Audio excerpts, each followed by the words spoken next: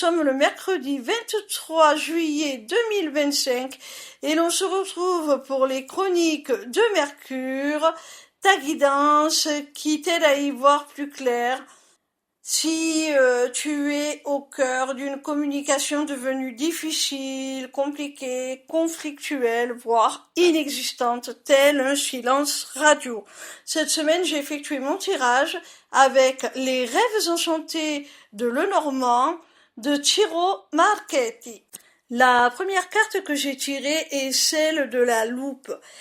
Elle te demande d'analyser la situation, notamment vos derniers échanges, et d'essayer un petit peu de décrypter, de lire entre les lignes ce que la personne en face de toi, quelle que soit la nature de votre relation, n'a pas réussi à dire explicitement et qui transparaît, comme je le disais, entre les lignes.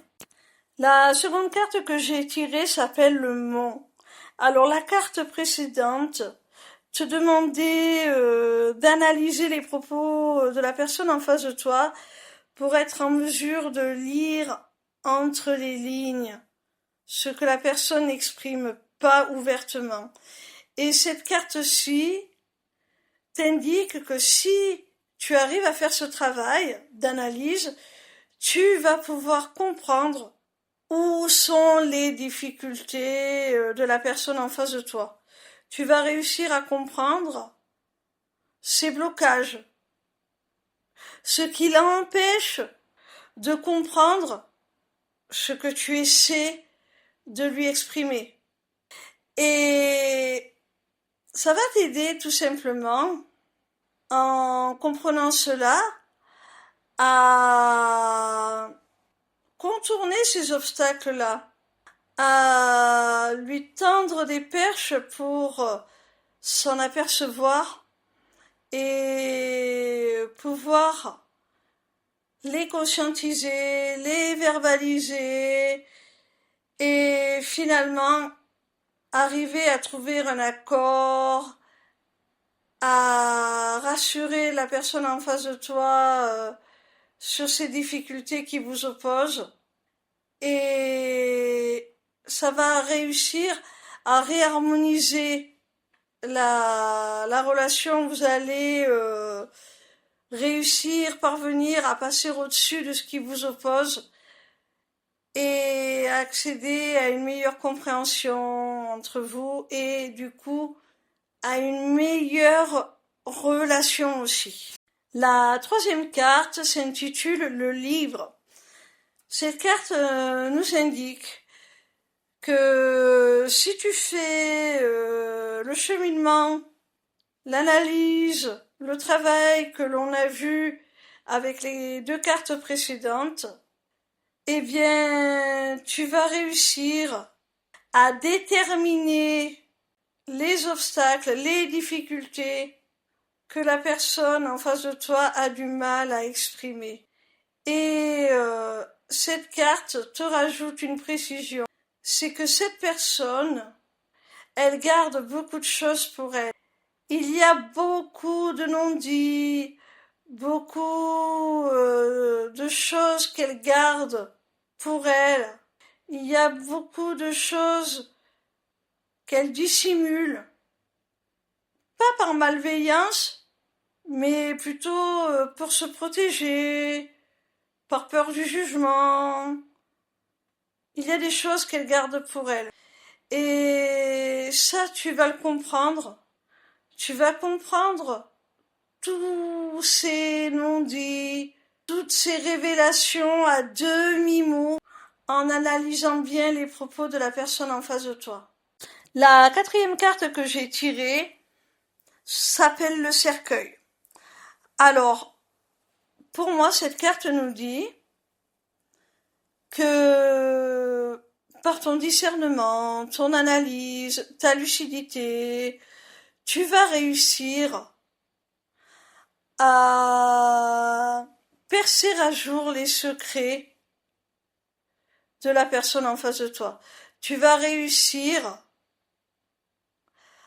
à comprendre ce qu'elle te cache, ce qu'elle ne te dit pas, ce qu'elle garde pour elle. Et en la perçant à jour ainsi, ça va complètement modifier votre relation, la manière dont vous communiquez. Vous allez être beaucoup plus authentique. La personne en face de toi surtout va être beaucoup plus authentique parce qu'elle n'aura plus besoin de cacher certaines choses, de les dissimuler. Elle va pouvoir enfin montrer ses véritables intentions. Elle va pouvoir enfin pouvoir parler ouvertement, dire ce qu'elle pense réellement. Ça va vous mettre dans une dynamique complètement différente.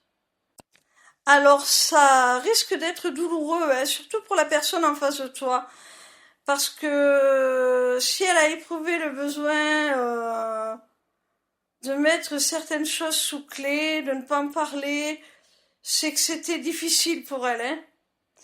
Donc le fait là de se retrouver à nu devant toi, percé à jour, ça peut la mettre à mal, ça peut la déstabiliser. C'est pas une transformation qui va se faire de façon facile, de façon légère. Ça risque d'être assez pesant, d'être assez lourd. Tu vas peut-être entendre des choses qui vont être compliquées à accueillir. La cinquième et dernière carte est celle du labyrinthe. Je pense qu'elle est à associer à la précédente qui est celle du cercueil. C'est-à-dire que là, enfin, on sort du labyrinthe. C'est à ça que le cercueil fait référence, à la sortie du labyrinthe, à la fin des tergiversations, à la fin du cogitage, là, des ruminations où on tourne en boucle, où on comprend pas pourquoi la personne réagit comme ça, pourquoi elle nous parle ainsi. Là, ça y est, l'abcès est crevé, la personne s'est livrée, on la comprend, on sait enfin ce qu'elle ne nous avait pas dit jusqu'alors. Et même si c'est difficile à entendre, à accueillir, comme je l'ai dit tout à l'heure, ça nous permet enfin de sortir des incertitudes, des doutes, voilà, d'être ballotté d'une idée à une autre, parce qu'en définitive, le manque de communication efficiente faisait que on avait du mal à se positionner, à savoir où on en était dans la relation, à comprendre ce que tout cela signifiait. Et là, enfin, on sort de tout cela.